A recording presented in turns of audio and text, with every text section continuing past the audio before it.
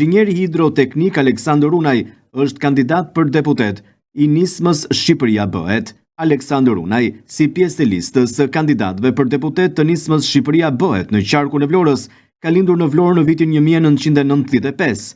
Arsimin parauniversitare ka kryer në Vlorë, ndërsa në vitin 2013 emigroi në Gjermani për studime profesionale. Më pas përfundoi me sukses studimet e larta në inxhinieri hidroteknike, duke integruar plotësisht në tregun gjerman të punës.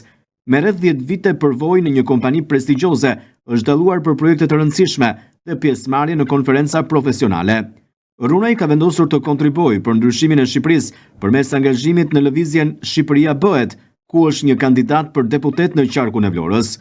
Nëpërmjet televizionit 6+1 Vlora, kandidati Aleksandër Unaj u drejtohet të gjithë qytetarëve për projektin e tij dhe kërkon votën për të qenë nesër në Kuvendin e Shqipërisë.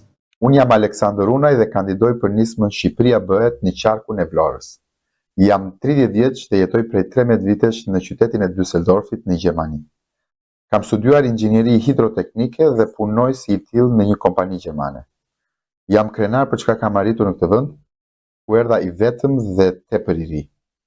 Shqipëria Bëhet dhe ekipi i saj më bëri për vete dhe kuptova se mbas 34 vitesh ku dy partitë e mëdha e kanë kthyer në monopol të tyre politikën dhe Shqipërinë, mendoj se vendi ynë ka nevojë për një frymë të re, për energji të reja dhe një mentalitet evropian. Idetë e mia i gjej tek nisma Shqipëria Bëhet, ndaj dhe jam bashkuar. Do ju përfaqësoj me dinjitet dhe me angazhim maksimal, por kam nevojë për mbështetjen tuaj. Vetëm me ju mund të arrijmë qëllimet tona të përbashkëta. Votoni numrin 6, votoni Aleksandër Unaj në qarkun e Vlorës. Aleksandër Unaj, kandidati për deputeti Shqipëria Bëhet në qarkun e Vlorës, u bën thirrje qytetarëve të votojnë numrin 6 në fletën e votimit Nisma Shqipëria Bëhet, si dhe emrin e tij, Aleksandër Unaj, pasi do të jetë zë i fuqishëm në Parlamentin shqiptar për të adresuar problematikat që Vlora ka.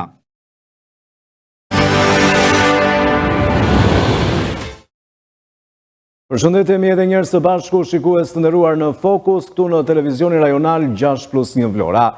Ai është një i ri i cili e ka nisur rrugtimin e tij të arsimit në Vlorë për të vijuar sukseset më tej në Gjermani dhe për të qenë kështu një individ me cilin në fakt vlonjatët, por edhe shqiptarët duhet të krenohen. I është futur rrugës së politikës për të qenë një misionar i vërtet në të dhe jo për privilegj, por për të sjellë përfaqësimin dinjitoz të riut vlonjat dhe shqiptar, i cili ka vendosur që jetën e tij ta ngre pra në një shtet tjetër, por për të dhënë kontributin e tij për vendin e tij edhe pse mund të ketë sot një pasaport europiane.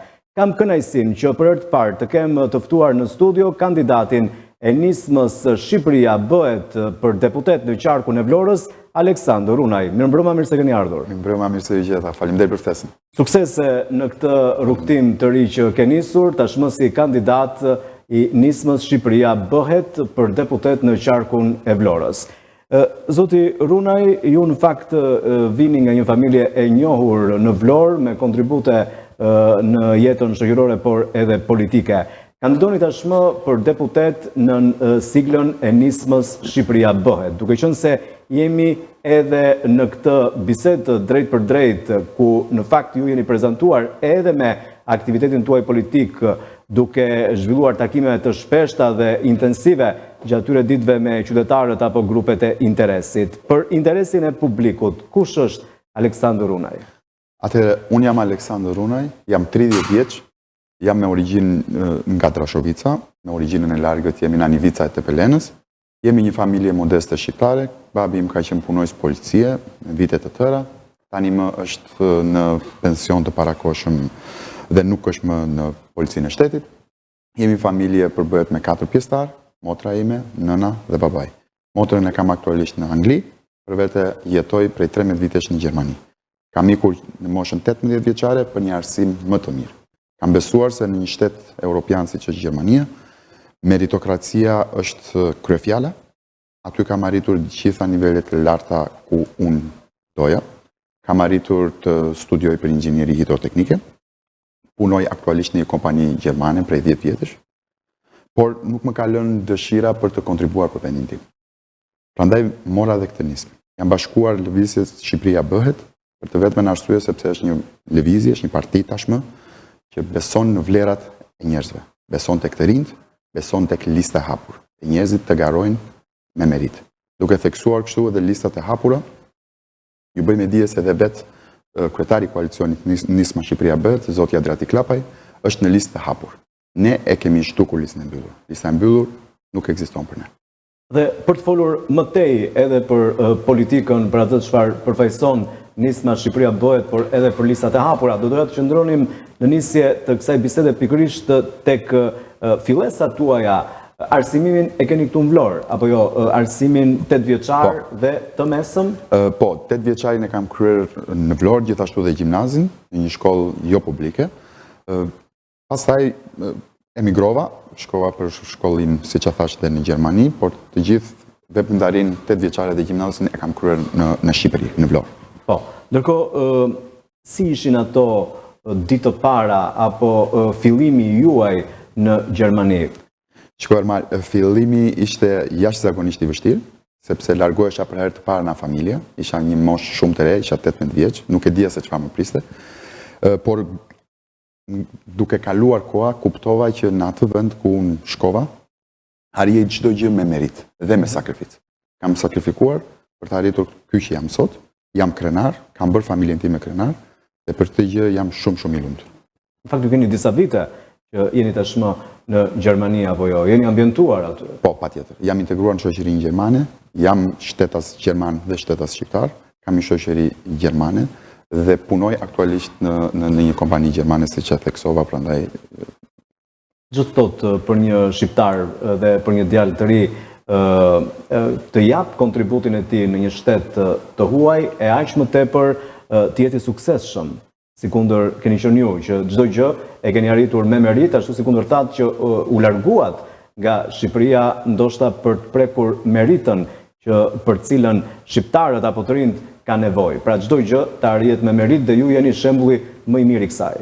Po, në një shtet si Gjermania dhe në një popull gjerman, kam arritur të kuptoj që nuk ka asnjë gjë nuk ka vlerë përveç se ajo që ti përfaqëson, ajo që ti je. Nëse një njeri punon, sakrifikon, mëson, studion, përmirësohet, atëre në Gjermani arrin çfarë do lloji. Unë jam shumë krenar për këtë gjë, sepse në fund të fundit kështu duhet jetë dhe shoqëria jonë. Prandaj dhe unë kam ardhur me një mision për të kontribuar në meritokraci. Pra, ju në vitin 2013 keni udhëtuar drejt Gjermanisë për studime profesionale dhe më pas përfunduat studimet e larta për inxhinieri hidroteknike. Aktualisht me çfarë merreni në Gjermani? Aktualisht unë certifikoj sistemet e ngrohjes, jam një certifikues në një kompani gjermane, kolaudoj kaldajat e ndryshme të gazit apo të naftës, merrem dhe me energjitë inovative të sistemet e reja të ngrohjes në Gjermani, si për shembull nxjerrja e nxehtësisë nga toka dhe më gjërë. Por ndërkohë nuk e keni harruar asnjëherë apo jo Vlorën, asnjëherë Shqipërinë, asnjëherë origjinën tuaj Drashovicën. Pra keni qenë fizikisht dhe jeni fizikisht larg në Gjermani, por shpirtërisht jeni këtu apo jo? Patjetër. Unë e dua vendin tim, e dua origjinën, e dua çdo gur të kësaj toke dhe dua pikërisht për këtë gjë të përkushtohem dhe të kontribuoj në këtë vend. Në fakt, aktiviteti juaj vjen me 10 vjet përvojë, pra në një kompani siç e thatë prestigjioze dhe ku jeni dalluar për projekte të rëndësishme dhe për pjesëmarrje në konferenca profesionale. Ç'do të thotë kjo për një të ri si ju? Kjo do të thotë shumë, shiko Ermal, në Gjermani të jepet mundësia që ti të promovohesh, të jepet mundësia në kompani të ndryshme ku ti punon aktualisht që të trajnohesh akoma më mirë. Këto trajnime unë i kam marrë nga kompania ku unë punoj dhe kam marrë certifikatat të ndryshme të niveleve si kompania Vajland dhe kompanitë e tjera të ndryshme. Është një arritje personale, le ta themi, dhe jam krenar për këtë. Jam krenar për këtë dhe pa diskutim për familjen time. Dhe patjetër për krenar, siç e thatë, dhe për origjinën tuaj. U flisni miqve gjerman për Shqipërinë, për origjinën tuaj, për Vlorën? Po, u flas shpesh, u flas ditë për ditë, biles dhe kam ftuar shokët e mi të ngushtë që janë gjerman, i kam ftuar këtu, kanë ardhur, kanë vizituar Sarandën, Vlorën, Ksamilin, kanë parë bukuritë e jashtëzakonshme të Shqipërisë, kanë ngelur vërtet të kënaqur dhe Shqipëria është një vend i bukur, duhet thënë, është një vend që kushdo që vjen thot wow, është një vend fantastik. Prandaj duhet ta vlerësojmë vendin tonë, ta vlerësojmë dhe ta duam. Pikërisht për këtë vlerësim apo për këtë dashuri që ju keni për vendin tuaj, keni arritur që të ndërmerrni edhe një hap drejt politikës, ku sot vini pra si kandidat për deputet i lëvizjes apo nisma Shqipëria bëhet. Pikërisht pse tek Shqipëria bëhet, kur kishit mundësi pra kush jo nga forcat politike mund mos pranonte si kandidat një njerëz të formuar si ju, një të ri i cili ka qarë vetë pra me aftësitë e tij në një vend të huaj si kundër është Gjermania. Pra pse nuk besua tek Partia Socialiste, pse tek Partia Demokratike, por vendosët të bëheshit pjesë e një partie të re dhe të sapo krijuar mund të themi në arenën apo jetën politike shqiptare. Pse? Ermal, unë besoj shumë tek gara e vërtet, besoj tek meritokracia, dhe jo pa qëllim jam bashkuar nismës Shqipëria bëhet, sepse unë politikën nuk e shikoj si pushtet. Unë politikën e shikoj si një shërbim që duhet bërë, ditë për ditë, 24 orë, për qytetarët. Sepse në vetë është një shërbim. Jam bashkuar nismës Shqipëria bëhet, sepse e kam studiuar, kam zhvilluar takime në diasporë me nismën Shqipëria, në Itali, në Gjermani dhe më tej, dhe kam besuar tek të rinjt që janë bashkuar të nisme. Ne jemi shumë të rinj që jemi bashkuar kësaj nisme dhe besojmë tek gara. Ne kemi një garë të hapur në zgjedhje dhe prandaj besoj se mund ta përfaqësoj veten më mirë vetëm tek kjo parti. Pra gjendesh mirë aty. Pikërisht. Është herë e parë që merreni me politikë? Në politikë aktive po, herë e parë. Herë e parë. Familja juaj ka qenë e angazhuar në politikë dhe nga cilat bindje, pra çfarë bindjesh i përkisni, majtas djathtas? Është një pyetje që vjen natyrshëm në fakt për ne shqiptarët. Po, pikërisht, unë do ta thoja pak më ndryshe, familja ime është familje e vogël, ka bindje djathta, ne jemi familje shumë e madhe, jemi familje ku pa diskutim kemi në të dyja kampet, qoftë majt, qoftë djathtë, unë i respektoj të gjitha bindjet politike, unë nuk jam futur në politikë për t'u adresuar jam i majt apo jam i djathtë. Unë i dua dhe e dua politikën në shërbim të qytetarëve, pa bindjet politike. Partia jonë që jemi futur, që jemi aktualisht, nisma Shqipëria bëhet, ka bindjet të qendrës së djathtë. Prandaj dhe unë e gjej veten më mirë. Si priti familja juaj pra kandidimin tuaj? Pak skeptik, jemi sinqert, pak skeptik, më than impakti i parë ishte befasues, ishte që me kuptimin që çtu desh, kjo nisëm që po bën, ti je i plotësuar, i arritur, je me në shtetësi gjermane, punon, jeton në shtetin gjerman aktualisht. Dhe i thash prindërve që më lini ta vazhdoj rrugën time, sepse ky është një mision i gjatë, është i vështirë, është i gjatë, por në fund është me dinjitet. Kush ju kontaktoi për t'ju bërë pjesë të listës kandidatëve për deputet në qarkun e Vlorës? Unë, siç theksova dhe më parë, janë zhvilluar shumë takime në diasporë me në lëvizja Shqipëria bëhet, ka kryer shumë takime në Gjermani, në Düsseldorf ku unë jetoj. Aty unë mora pjesë, diskutova me zotin Adriatik Lapaj, kam aplikuar online për të qenë pjesë e kandidaturave, u përzgjodha, zhvillova dhe një intervistë online, dhe u përzgjodha si një pjesë e ekipit Shqipëria bëhet. Pra ishte një proces ky i përzgjedhjes apo jo? Ndoshta i veçantë krahasuar edhe nga dy partitë e tjera politike. Po, ky ishte një proces, morën pjesë shumë të rinj nga diaspora, kanë hodhën kandidaturën e tyre online, u morën intervistë dhe u përzgjodhën pikërisht ata persona që menduan ata se që duhet të ishin kandidat për nismën Shqipëria bëhet. Dhe çfarë mendoni ju që e bëri zotin Lapaj apo strukturat e tjera të kësaj partie që të besonin tek ju?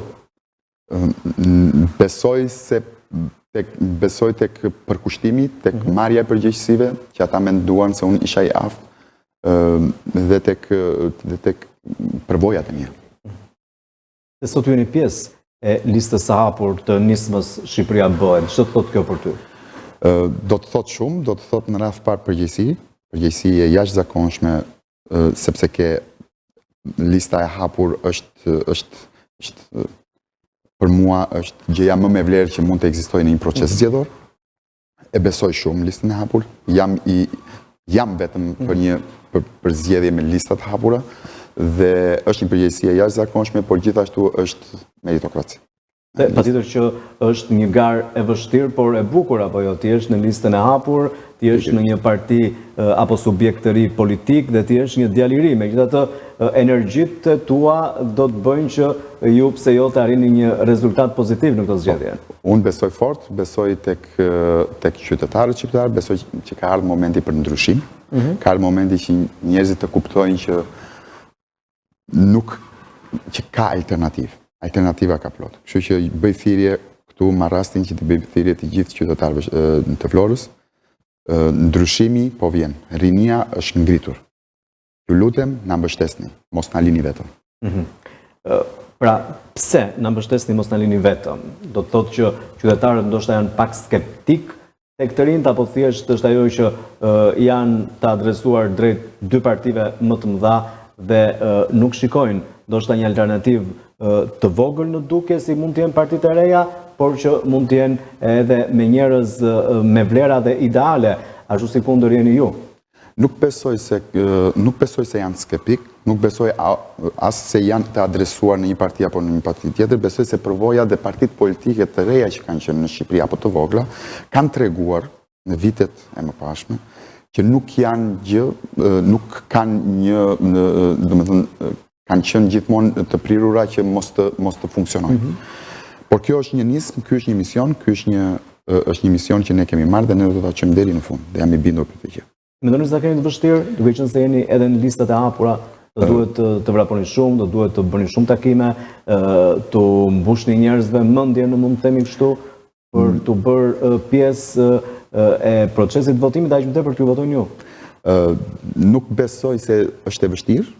Besoj se është një mision që duhet kryer, po e bëj me dëshirë, dhe besoj se do t'ja arrim qëllimit.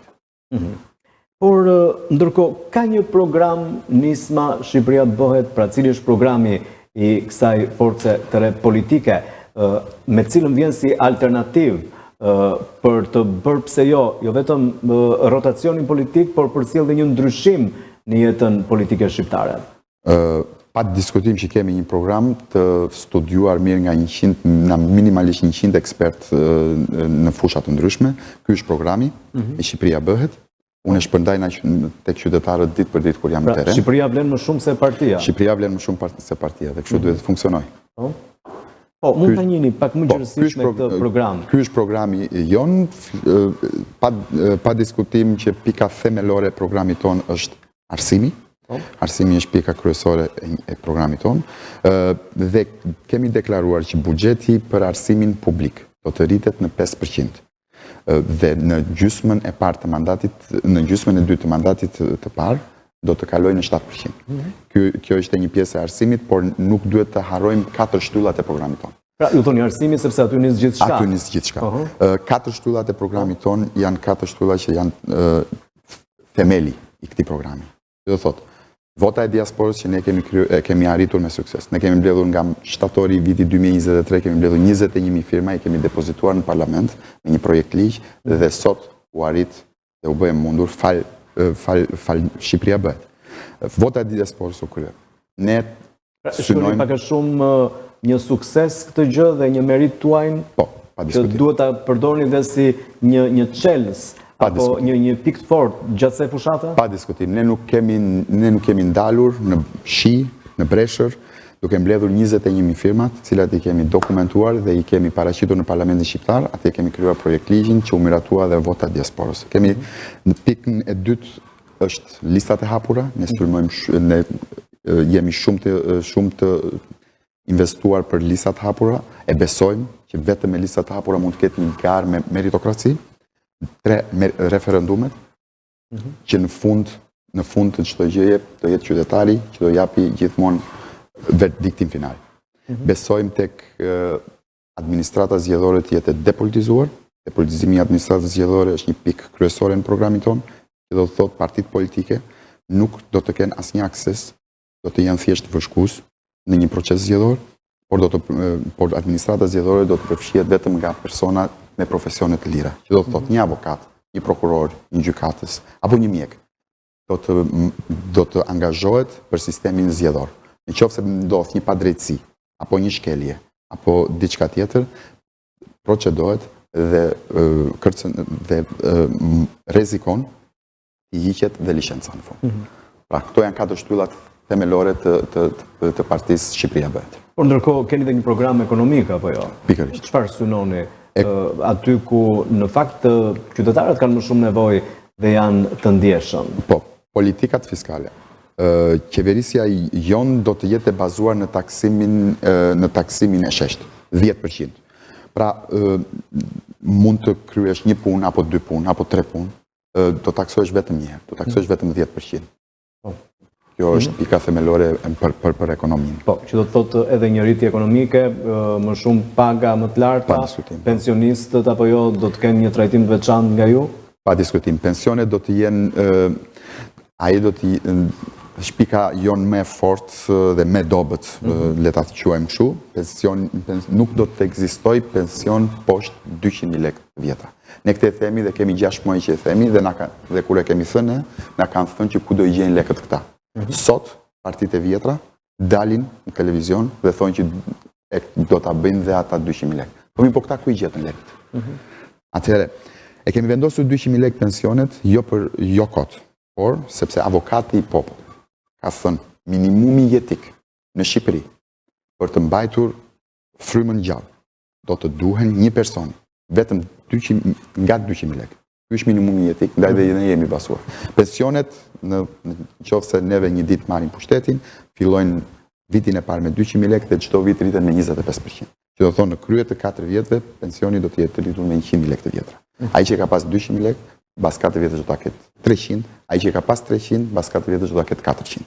Dhe kështu me radhë. Dhe jo vetëm pensionet, por edhe ndihmat sociale e të tjera. Dhe që janë gjëra të arritshme apo jo? Pikërisht, janë të arritshme. Nëse do të kesh vullnet dhe një janë të arritshme sepse Shqipëria në vetvete është e pasur.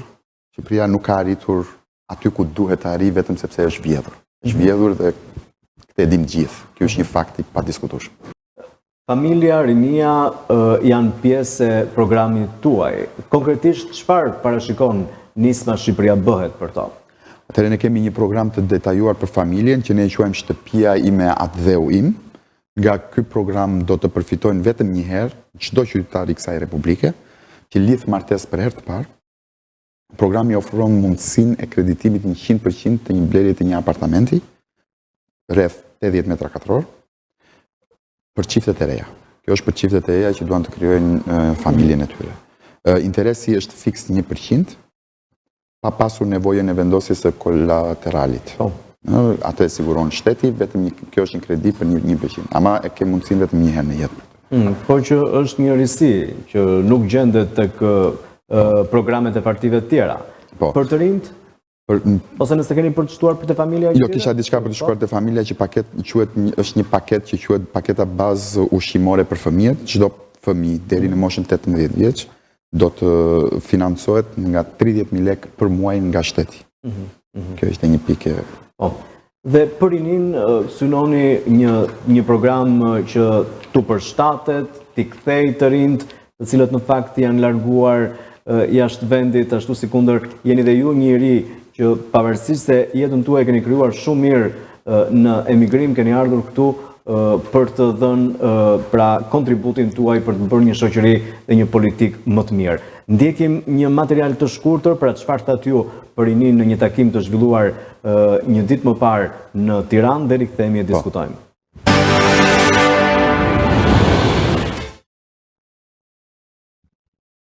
Të dashur bashkëmoqatar, ju që po e dëgjoni këtë fjalim ndoshta keni menduar të largoheni. Disa prej jush ndoshta janë me një valixhe gati. Disa të tjerë tashmë janë larg, duke ndjekur ëndrat në një tokë tjetër. Në një adhej që u mungon çdo ditë. Dhe nuk mund t'ju gjykoj, sepse jeni rritur në një vend që shpesh nuk u dha atë që merituat. Por sot duhet të flas me zemër në dorë, jo si politikan, jo si teoricien, por si një zë që flet për një vend që po zbehet pa ne. Mos ikni. Mos e lini Shqipërinë të zbrazet nga drita e saj më e bukur.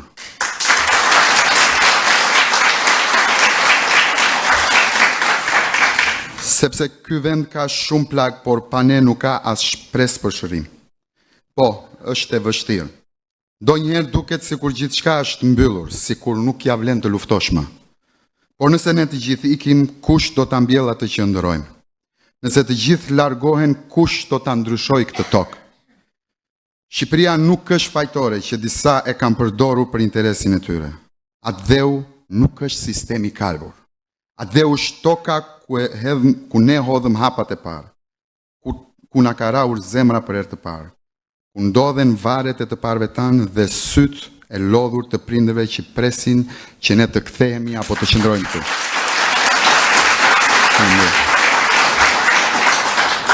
Unë nuk po ju kërkoj të sakrifikoni jetën tuaj, po ju bëj një thirrje. Besoni edhe një herë. Qëndroni ose ktheuni. Niseni nga e vogla, por ju lutem niseni këtu, në Shqipëri.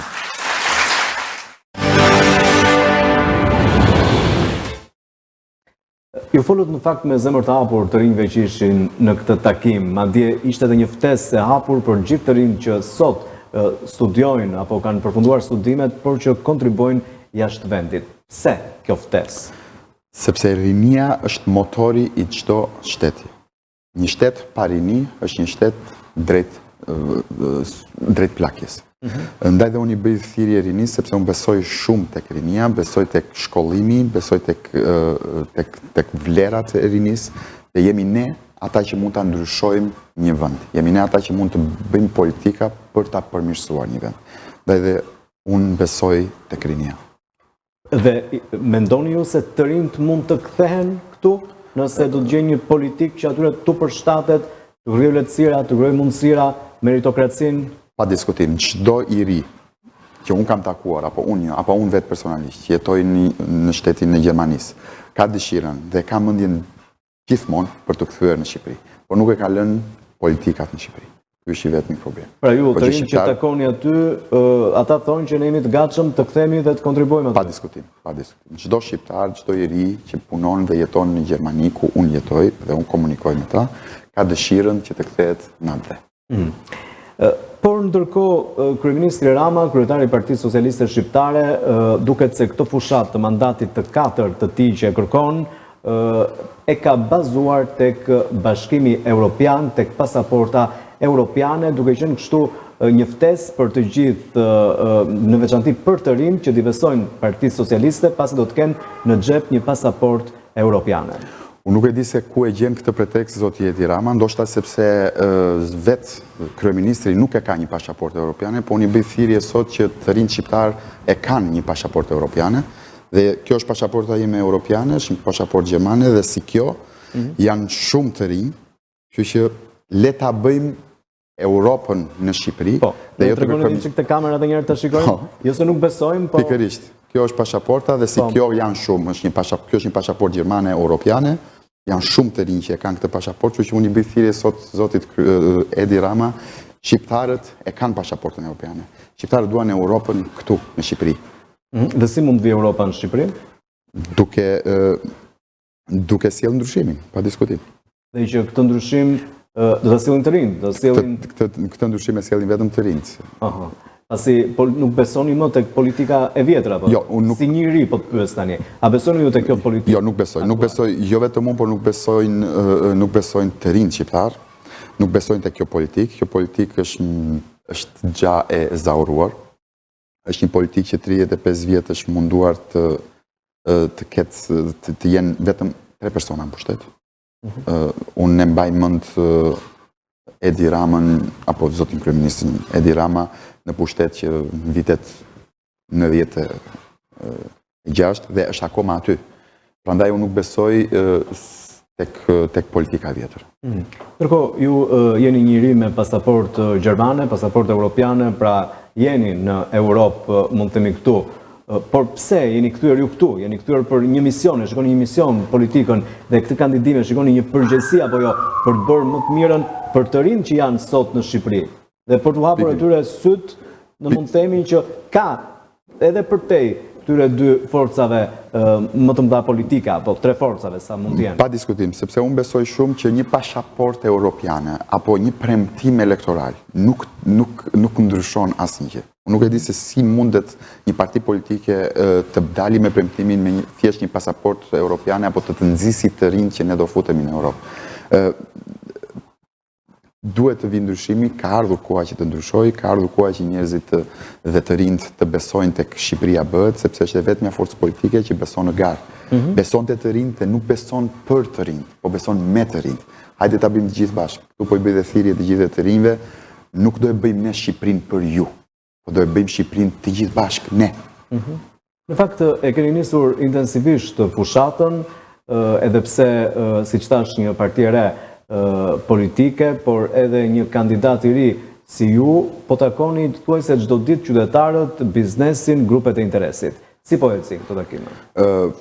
Takimet janë fantastike, janë breslënse, na mirëpresin shumë mirë, na dëgjojnë, ne flasim për programin, diskutojmë për hallet e qytetarëve dhe për kraja për mua është e jashtëzakonshme.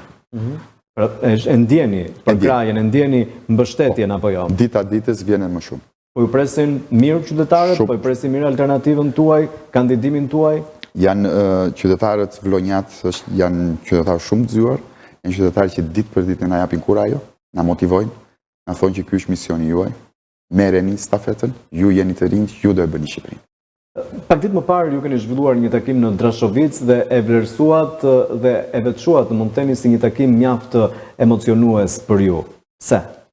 Sepse është origjina, unë aty kam prejardhjen time në Drashovic, do ta bëja një takim, do të zhvilloj dhe 2-3 takime të tjera në Drashovic. Ishte shumë emocionues si takim, ishte takim prezash, fola, diskutova, pa diskutim mora mbështetje maksimale të qytetarëve të Drashovicës dhe jam shumë krenar dhe jam i bindur që do t'i bëj krenar. Cilat janë disa nga problematikat që sot shqetësojnë qytetarët? Qofshin këta në qytet, pra në Vlorë, apo edhe në njësitë administrative, në fshatrat e bashkisë Vlorës, apo bashkive të tjera të qarkut, sepse ju tashmë do të zgjidheni deputet i qarkut, Vlorës dhe jo vetëm i Vlorës, apo jo? Pikërisht. Pra, por fillimisht ndalemi tek problemet që ka sot Vlora. Problemet e Vlorës janë infrastruktura, ndotje, por nuk lë pa të cekur edhe meritokracin.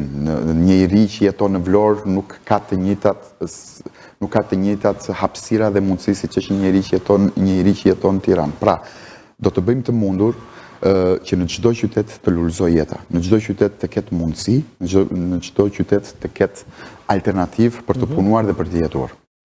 Edhe në fshatra, njësi administrative në zonat rurale ka probleme? Pa diskutim. Gjithë, si që dim, në përfshatra jetojnë shumë pak njerëz, rinja ka ikur, do t'i japim jetë fshatit. Me programin ton që kemi për bujqësi, një program fantastik, i studiuar shumë kohë, kemi një program shumë të bukur dhe të mirë për bujqësin, dhe besoj se nga këtu do marri jetë fshati. Dhe ndërkohë ju keni zhvilluar këto ditë edhe takime në fshatrat ndryshme, po jo të rrethit Vlorës apo të qarkut. Po i prekni çdo ditë këto probleme. Po, pa diskutim. Edhe nesër do të zhvilloj një takim në Llakatund, në fshatin Llakatund, do flas me qytetarët, do pyes për problematikat, do jap zgjidhje, do i dëgjoj çfarë do më thonë e kështu. Ndërkohë edhe biznesi ka probleme apo jo? Pa diskutim. Sipas jush, cilat janë problemet e biznesit? Problemet kryesore të biznesit janë taksimi jo i drejtë që i bëhet. Unë ceka dhe pak më parë tek programi. Ne do ta kemi një taksim të shesht, prej 10%, dhe këte kanë mirë pritur dhe qytetarët dhe bizneseve të ndryshme të vogla në Vlorë. Ndërkohë, probleme kanë edhe të rinjt. Ne folëm për programin, folëm dhe pak më gjerësisht për të rinjt, por nëse i sillim sërish në vëmendje ato, cilat janë problemet e të rinjve veç mungesës së punësimit këtu, çfarë?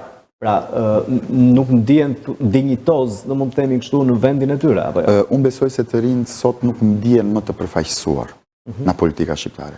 Të rinjt sot nuk merren seriozisht. Mundësitë e tyre janë të pakta. Nuk flas për në Tiranë, flas për qarkun ku unë kandidoj në Vlorë. Një i ri që është diplomuar për avokati apo për ekonomi, e gjej të punoj sot kamarier apo diçka tjetër. Pra nuk kam mundësi gjithë përfshirëse. Ne kemi një program fantastik dhe për shkollimin e të rinjve. Do të bëjmë të mundur që të rinjt të jenë do të bëjmë të mundur shkollën profesionale. Shkolla profesionale do të jetë një shkollë aktive në qytetin e Vlorës, do të ekzistoj 50% mësim në shkollë dhe 50% në punë. Do kemi një lidhje të shkollës profesionale me bizneset e ndryshme dhe kjo do të sjellë një ndryshim. Pse do të sjellë ndryshimin? Sepse një njeri që shkon në shkollë profesionale, automatikisht është në punë. Aty dhe do të paguhet. Do të jetë një gëshetim i punës dhe shkollës në të njëjtën kohë. Por ndërkohë ju thatë se arsimit profesional do t'i kushtoni një rëndësi duke bërë një lidhje mes arsimit dhe biznesit. Do t'ja të pyesja, pavarësisht se e tham edhe në nisje, por më troç në mund të themi kështu, pse u larguat nga Vlora? Nuk i kishit mundësit, nuk besonit këtu që të studionit studimet e larta, apo të gjenit një vend pune aty ku ju duhet, ku ta gjenit ju veten, apo çfarë? Unë kam menduar që në Shqipëri në atë periudhë, në vitin 2013, apo dhe tani akoma, nuk besoj se një iri që shkollohet apo zhvillon studimet rritet profesionalisht. Ti mund të studiosh në Shqipëri, por nuk do të thotë që je profesionalist i denj. Atë mundësi mua ma dha Gjermania. Unë kam zhvilluar në fillim, kur kam shkuar në Gjermani, kam qenë në një shkollë profesionale, si fillim, aty kam punuar në një kompani dhe jam shkolluar në të njëjtën kohë dhe besova tek shteti gjerman, prandaj dhe vendosa që të largohesh. Më vonë kryova bachelorin për inxhinieri hidroteknike dhe mëtej. E keni menduar të riktheheni njerë në Vlorë, pra të riktheheni edhe njerë këtu të jepni kontributin tuaj dhe kur do të jetë ajo ditë? Pra, patjetër që nëse ju do të merrni mandatin e deputetit, do të vini, por a i kishit shkuar ndonjëherë në mend që të ktheheshit në Vlorë, të ktheheshit në Shqipëri, dhe si do të ishte ajo ditë kur ju të ktheheshit këtu? Normal, ma besoj që unë e mendoj 365 ditë të vitit rikthimin në Shqipëri. E mendoj ditë për ditë, sepse e dua këtë vend dhe e di që e ka potencialin të bëhet një vend më i mirë se çdo vend tjetër europian. E mendoj, unë e ka menduar rikthimin në Shqipëri shumë seriozisht, me mandat apo pa mandat, do kontriboj për vendin tim në parlament apo jashtë parlamentit, por do më duhet të kryej një këtë fushatën dhe pastaj të marrë të marrin vendimin çfarë do të bëni se çfarë do të bëj, kur nuk mund ta them dot një kohë të caktuar, por që vendimin shikoni të ardhmen këtu. Vendimin tashmë e kam marrë që unë do kthehem në Shqipëri, por nuk mund të ta them dot një kohë fikse kur. Ndërkohë, cili është komenti juaj për listat e kandidatëve për deputet të lëvizjes apo nismës Shqipëria bëhet në qarkun e Vlorës?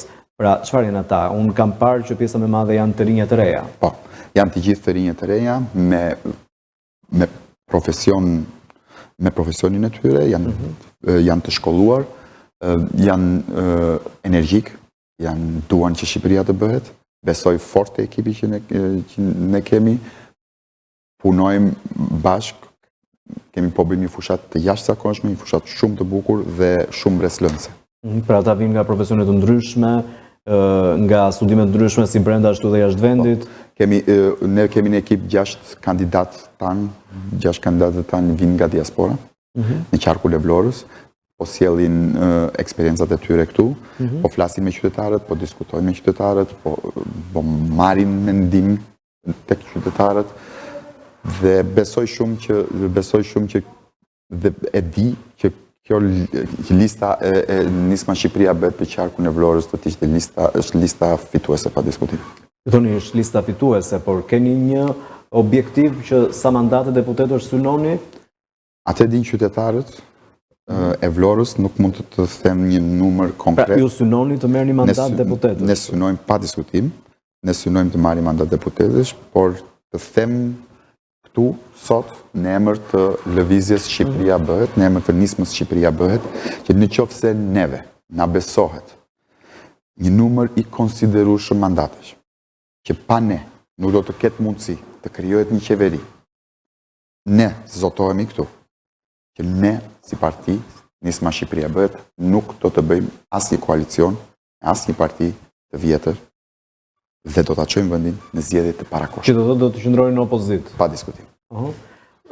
Por synoni që mandat deputet është në rang vendi ju të merrni apo jo? Pa diskutim. Edhe në rang vendi synoni të merrni. Ne synojmë, nuk mund të jap dot një numër konkret, atë e din qytetarët shqiptar, nuk mund ta lidh dot votën e qytetarit me një mandat, nuk është ndaj nuk mund ta jap dot një përgjigje të ne mund të marrim 3 mandate, mund të marrim 30, mund të marrim 71.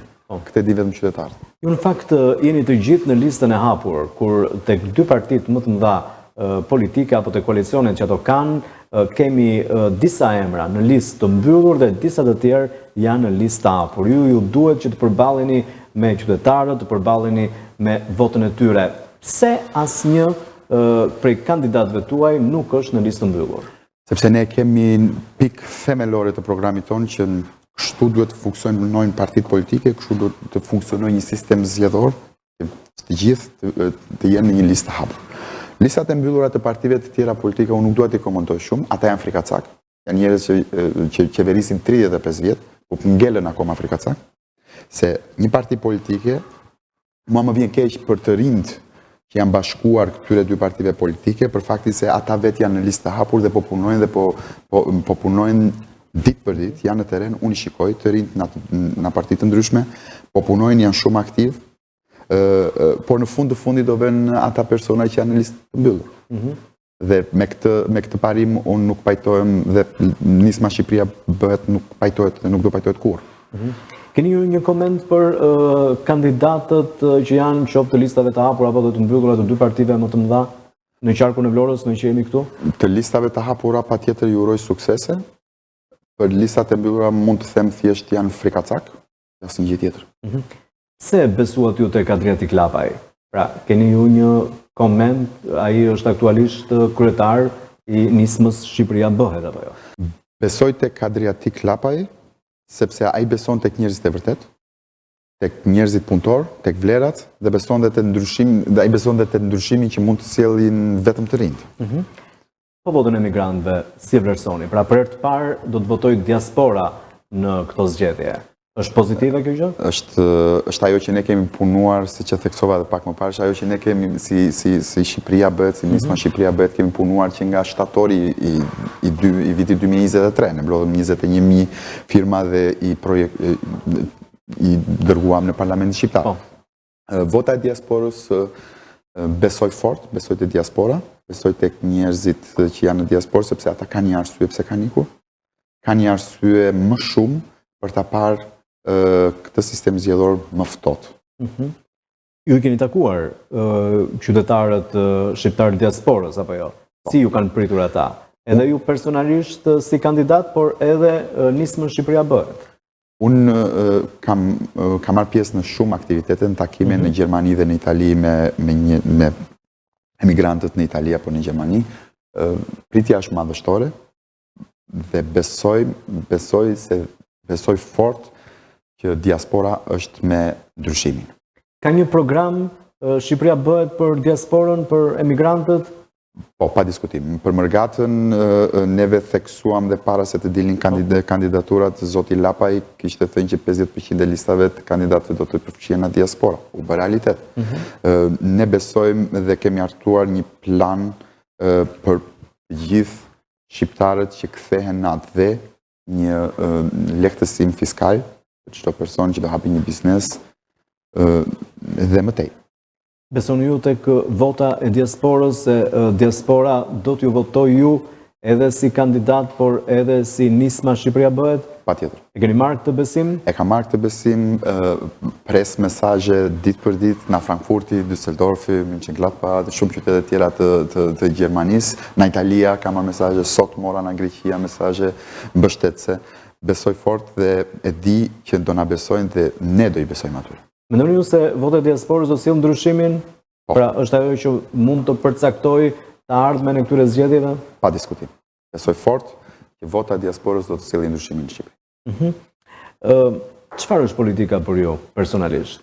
Politika për mua personalisht është një shërbim dhe nuk është pushtet. Është një shërbim që çdo politikan duhet ta bëj për qytetarët. Kush të frymëzon në politik? Pra ke një idhull, ndoshta mund të jetë fjalë e madhe, po një njeri që frymëzohesh për të vazhduar rrugtimin e tij të suksesshëm. Idhull person nuk kam, po më frymëzon demokracia gjermane. Pa diskutim. Ndonjë politikan në Gjermani që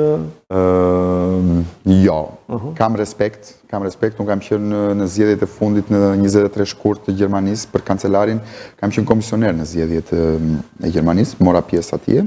Atje funksionon sistemi zgjedhor shumë ndryshe nga Shqipëria, atje nuk ka asnjë parti politike, nuk shikon asnjë parti politike, dhe edhe ky është dhe misioni im, prandaj dhe jam bashkuar për të sjellë ndryshimin e madh në administratën zgjedhore. Si funksionon ndryshe? Pra nuk ka asnjë komisioner që të jenë nga subjektet politike në. Padyshim, atje janë vullnetar që nuk kanë asnjë parti politik, që nuk kanë asnjë kap politik. Janë vullnetar, janë profesione të lira, janë avokat, janë prokuror, janë gjykatës, janë mjek që që zhvillojnë të gjithë procesin zgjedhor. Ka shumë ndryshime apo jo mes politikës shqiptare dhe asaj gjermane? Pa diskutim. Patjetër. Unë e preka do të ishin naiv të thoshnin ndryshe. Unë e preka edhe të qytetarët gjerman, unë isha komisioneri i një qendre votimi në një shkollë në Düsseldorf. Dhe kur zhvilloja procesin e zgjedhjeve, më vinin pa diskutim qytetarët dhe unë në Gjerman dhe unë i takoja dhe i përshëndesja dhe ata më thoshin vetëm një frazë, që unë e kryeva detyrën për atë dhe unë ti, dhe iknim, dhe më uronin një ditë të këndshme. Pra, nga kjo thënie i bëj thirrje gjithë qytetarëve shqiptarë, qytetarëve të qarkut të Vlorës të marrin pjesë masivisht në zgjedhje, sepse vetëm kështu mund të tregojmë një shoqëri me dinjitet. Mendoni se do të jenë zgjedhje të lira, të ndershme, të pakontestueshme, ashtu si kundër në Gjermani? Pasi aty nuk ka kontestim apo? Jo, pa diskutim. Atje nuk ka diskutim i qytetarëve, i popullit. Ai pranohet sepse është krijuar një sistem i tillë që zgjedhjet jo nuk preken, po nuk ka arsye përse të preken. Ky është dhe misioni im. Unë nuk dua thjesht që të kemi një xhandar në kokë dhe neve të themi ej mos e bëte, po ne duhet të sjellim një kulturë europiane që dhe vetë ai person që është aty dhe monitoron zgjedhjet mos ta ketë të nevojshme që të preket diçka. Megjithatë ju nuk keni komisioner, pra ndryshe nga Gjermania që pra procesi administrohet nga profesionistë, nga vetë qytetarët, këtu administrohet nga përfaqësues të politikës, të partive më të mëdha të qeverisjes dhe opozitës. Do ta keni problem këtë gjë? Si do ta mbroni votën tuaj? Nuk do ta kemi problem sepse jam i bindur që diaspora do bëjë ndryshimin, që diaspora do marrë pjesë masivisht dhe qytetarët që jetojnë në Shqipëri do të marrin pjesë masivisht. Vetëm kështu mund të arrijmë sigurinë e votës, pa diskutim. Ndërsa të pyeta se kush ju frymëzon në politikë, do doja që t'ju pyes edhe në përditshmërinë tuaj, nga kush frymëzoheni? Pa diskutim që familja. Çdo mëngjes unë kur shkoj në punë apo kryej aktivitetet e mia, më uron familja një ditë të mbarë dhe suksese. Me kë jeni i lidhur më shumë, pasi shpesh djemt janë me mamat, me nënën, ndërsa vajzat me Kështu është, mon jam shumë i lumtur. Apo me dy njësoj. Pa diskutim që me maman, unë jam shumë i lumtur që në këtë moment, në kohën e fushatës tani, sado që e lodhshme është marrë një përqafim çdo mëngjes nga mami im. Ai më mungon, më ka munguar 13 vite, kështu që megjithatë po të shmallesh këto ditë. Po të shmallem, po bëj dhe fushatën, po të shmallem, pa diskutim. Do të qëndrosh në Vlorë, të jetosh nëse do të zgjidheni deputet pas 11 majit në parlament? Apo do të shkoni në Tiranë, do të jeni mes Tiranës dhe Gjermanisë, ndoshta? Unë në qoftë se zgjidhem një ditë deputeti i Vlorës, zotohem këtu, që në Tiranën do të shkoj vetëm ditën e ende kur është seanca plendane. Do të vazhdoj të jetoj në Vlorë, ku ka si Vlora, ku ka qytet më të bukur se Vlora. Do të jeni zëri fuqishëm i vlonjatëve, zëri fuqishëm i të rinjve për të çuar atë në parlament për të përmirësuar përditshmërinë, jetesën, shkollimin, për të sjellë meritokracinë? Pa diskutim. Nga dita që fillon mandati i deputetit të qarkut të Vlorës, le të them, Aty fillon puna, aty fillon angazhimi. Unë nuk do lë një ditë pa punuar për qytetarët e Vlorës. Dhe ndërkohë do të vazhdoni dhe të takoni qytetarët patjetër, jo vetëm tashmë që jeni në fushat, por edhe nëse nesër do të mund ta merrni mandatin të jeni pranë tyre. Sepse unë do të jem pjesë e qytetit, unë do të jem ditë për ditë me qytetarët e Vlorës, unë nuk do të largohem nga qyteti i Vlorës, do të qëndroj këtu. Ndërkohë, duke qenë se jemi në fushat dhe ndoshta ka arritur kulmi i fushatës, do t'i vazhdoni takimet apo jo, për të dëgjuar hallet e qytetarëve, për të trokitur termë der tek ata, për të prezantuar ju që njën tuaj si kandidat, por edhe Shqipëria bëhet. Po, pa diskutim. Takimet janë intensive, unë isha sot në një takim fantastik në lagjen e Çoles, ku morën pjesë shumë qytetarë të asaj zone, folën për problematikat, folën për zgjidhjet, dëgjova qytetarët, dhe takimit do të jenë intensive, pa diskutim ditë për ditë, fshat dhe qytet. Duke i prekur të gjitha zonat apo jo, duke i shkelur me këmbë edhe duke që nesër avokatit tyre në Parlamentin Shqiptar. Keni planifikuar të zhvilloni takime, ndoshta edhe masive, keni njoftim për Ndrashovic, do të zhvilloni një të tillë? Atëherë faleminderit për pyetjen, në datën 24 prill ditën e enjte, ora 11. Pra, si sot java? Si sot java, në orën 11 paradite, kryetari i koalicionit Nisma Shqipëria bëhet zoti Adrati Klapaj, do të jetë vetë personalisht në fshatin Ndrashovic, pa diskutim me ekipin dhe me kandidatët e qarkut të Vlorës, ku do të zhvillojmë një takim dhe do të shpalosim programin më të detajuar për bujqësinë dhe blegtorin. Që i bëj thirrje të gjithë qytetarëve të Vlorës, të fshatrave përreth, të marrin pjesë në këtë takim madhështor. Pse zgjodhi Ndrashovicën për të qenë pranë banorëve të saj dhe për të shpalosur aty programin? Zgjodhi Ndrashovicën për një arsye shumë thjeshtë, sepse Ndrashovica na pamja gjeografike është diku në mes të fshatrave të lumit të Vlorës. Që janë tëftuar të gjithë. Që janë tëftuar të gjithë dhe është pikërisht aty ku është dhe monumenti Ndrashovicës, ku është lapidari, ka një domethënie të caktuar. Pra, është edhe simbolik, por edhe si një vend i kollajshëm, në mund të themi, për të mbledhur të gjithë banorët e atyre zonave. Në fakt, pati një pjesëmarrje të mirë dhe të konsiderueshme edhe takimi hapjes fushatës, apo jo? Në skel përballë stadiumit Flamurtari, aty ku ju mbajtët edhe një fjalë si kandidati Nisma Shqipëria bëhet. Ishte një emocion i bukur, po dje një gjë normal që këta një persona dhe kjo pjesëmarrje që ishte aty ishte njerëz që kanë ardhur me shpirt. Njerëz që duan këtë lëvizje, njerëz që besojnë te ndryshimi, nuk janë njerëz që fryen autobuzat dhe shkojnë nëpër mitinge. Pra ata ishin blonjat, të ardhur nga qarku, nga bashkitë, vetë me dëshirën e tyre, sepse besojnë vërtet tek Nisma Shqipëria bëhet. Emocionues momenti kur ju dolët para tyre dhe mbajtët një fjalim, ndoshta ishte fjalim i parë apo jo, në tilla përmasa si kandidat? Po. Ishte shumë emocionues, ishte takimi i parë kur shikoja fytyrat e qytetarëve të mi, po më bëri dhe krenar, më bëri dhe të besoja që ja vlen të luftosh, ja vlen kjo garë, sepse e dua fort, e dua ndryshimin në Shqipëri dhe do ta sjellim ndryshimin. Dhe pate mundësi që të kishe dhe kontakte me ta, apo jo, para ose mbrapa mitingut, pas përfundimit? Të gjithë qytetarët që kishin marrë pjesë aty, votashtorën, folëm, diskutuam, pa diskutim. Dhe çfarë thoshtin ata, pse besonin ata tek ju? Sepse besojnë, se shpresa nuk ka vdekur akoma. Po ka një gjë që ka ngelur të paktën në Shqipëri dhe është shpresa. Ata besojnë dhe shpresojnë shumë që vetëm të rinj mund ta sjellin ndryshimin.